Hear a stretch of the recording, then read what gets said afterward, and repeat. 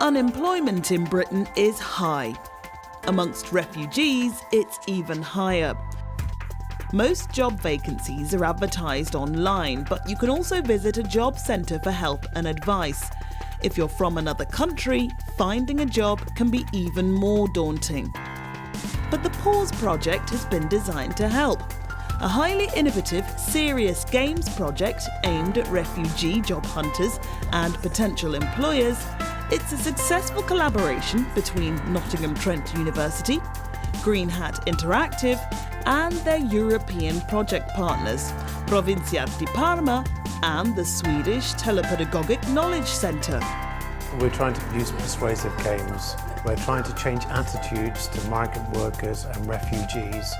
We don't want to coerce people into changing their attitudes. We want to create empathy for the characters in our games.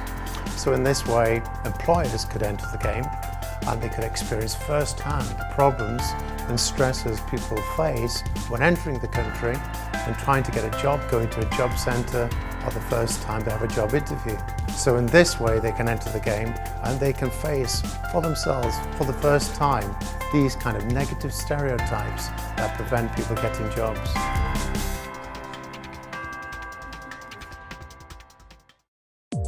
Nottingham Trent University and Green Hat Interactive joined forces again because they know how to make the project effective. Serious games develop and communicate in different ways from other instructional material.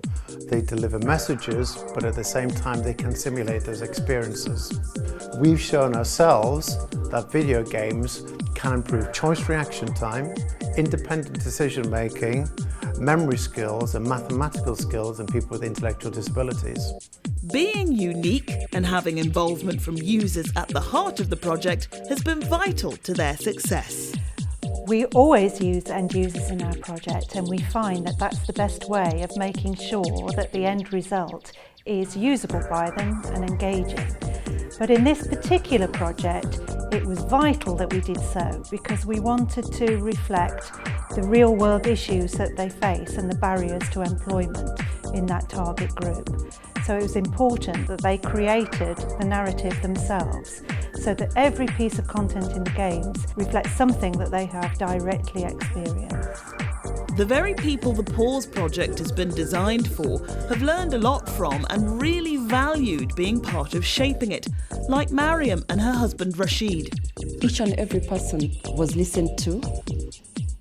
They really took up each and every point, and that was really so big to me because if someone can listen to what you say and it's implemented, really, there's nothing better than that. Pause has really put me somewhere that now I don't have any fear to talk to anybody at any time. Pause has taught me several things.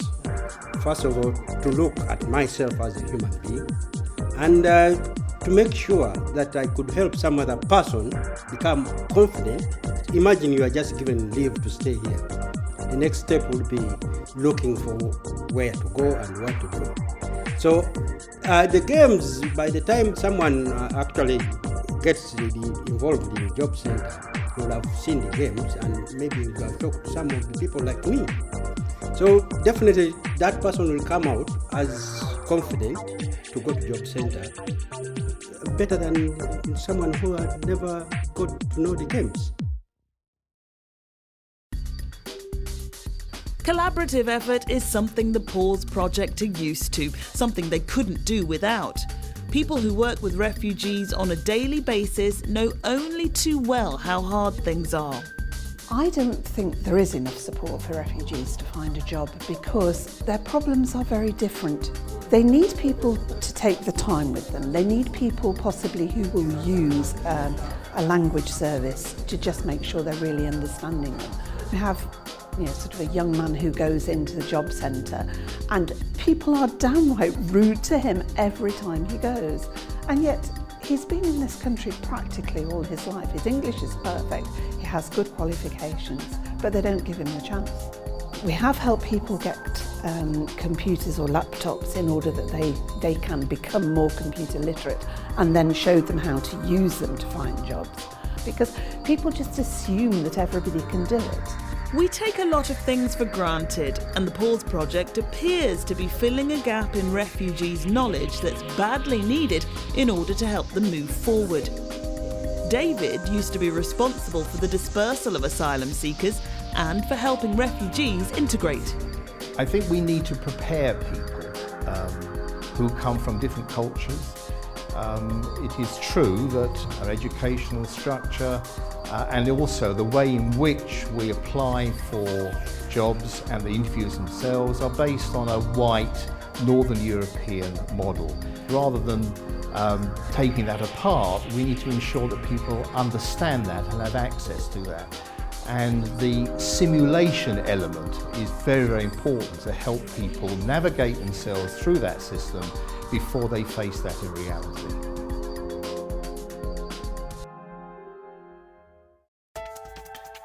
As well as helping people, the games were specifically designed to be adaptable for other countries across Europe.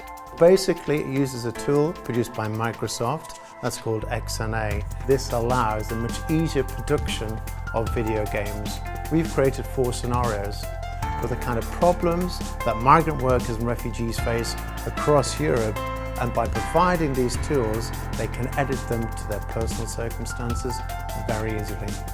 People can go in and change the narration in the game, the look and feel of the game. They can add buttons and text. Within the game, because it's 3-dimensional, you can put other types of furniture in there. You can change that very easily to community languages, which is incredibly important when you're working with migrant workers and refugees. The first impact that being involved in Pause had was empowerment, because people actually listened to them, listened to the experiences that they've had and the problems that they faced. And even if the project couldn't actually immediately answer those, they just felt so grateful that people were listening. And in fact, the 2 people who have had most involvement are actually both in employment now, after quite long periods of being out of work. It gave them the courage and the drive to go on and really work at getting a job. This project has been full of challenges. It's been extremely hard work and a long, long road. However, all of that has been counteracted by the rewards that it's brought in seeing the end users grow in confidence and in self-esteem. Being part of the process is incredibly important to me. I'm a university academic. Lots of university academics, especially in computer science, don't get to meet real user communities.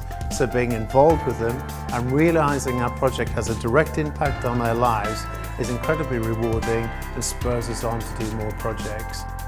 The Pause Project, a collaborative, serious games project bringing together extraordinary expertise to help change lives.